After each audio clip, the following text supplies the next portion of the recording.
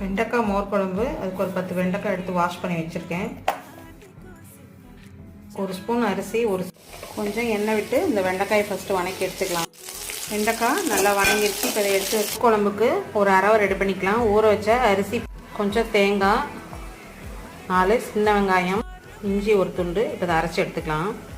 குழம்பு அரவை ரெடி ஆகிடுச்சு. இப்போ அதில் 2 ஸ்பூன் தயிர் போட்டிருக்கேன். இப்போ இதையும் ஒரு அரை அரைச்சி எடுத்துக்கலாம். அரைச்ச தயிரை இந்த மிக்சரில் கலந்துட்டேன். இப்போ மோர் குழம்பு தாளிப்பு ரெடி பண்ணிக்கலாம். இப்போ எண்ணெய் ஊற்றிருக்கேன். இதை கொஞ்சம் செஞ்சிருச்சு. ஒரு பூண்டு, கொஞ்சம் கருவேப்பிலை வச்சுருக்க தயிர் மிக்சரோட இதை ஆட் பண்ணிக்கலாம். மசாலா குழம்புக்கு தேவையான உப்பு ஆட் பண்ணிக்கலாம். வதக்கி வச்சுருக்க வெண்டைக்காயை இதில் ஆட் பண்ணிக்கலாம். குழம்பு சூப்பராக ரெடி ஆகிடுச்சு. ஒரு கொதி வந்துச்சு. இப்போ அடுப்பு ஆஃப் பண்ணிக்கலாம். ஃபைனலாக இதில் கொஞ்சம் பெருங்காயம்.